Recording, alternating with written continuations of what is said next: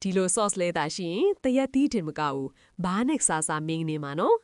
အိမ်မှာလုပ်ရတာလဲလွယ်ကူပြီးအရသာလဲရှိအေးခံပြီးပလင်းနဲ့ထဲသိမ်းထားရင်နှစ်ပတ်လောက်အထိအေးဆေးဆေးစားလို့ရပါတယ်နော်ပါဝင်ပစ္စည်းတွေကတော့ထညံအရသာမုံငံပြရည်ပဇွန်ချောင်းမုံနဲ့ဆန်လော်မုံကြိုလေးထူပါတယ်အရင်ဆုံးထညက်ဆယ်လုံးလက်ကိုရေနွေးလေးနဲ့အရင်ကြိုပေးပါအရေးပျော်သွားပြီဆိုရင်အနေမပအောင်အနှစ်တွေကိုစကားလေးနဲ့စစ်ထုတ်လိုက်မယ်နော်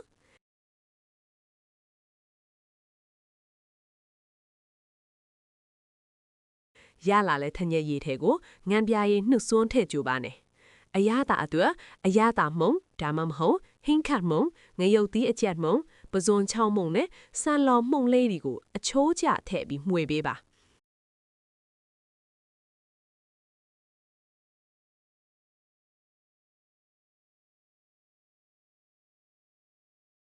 အနစ်လေးတွေပြစ်လာပြီဆိုရင်တော့မွေးကြိုင်ပြီးအရသာရှိတဲ့ငံပြားရည်ချက်လေးရပါပြီ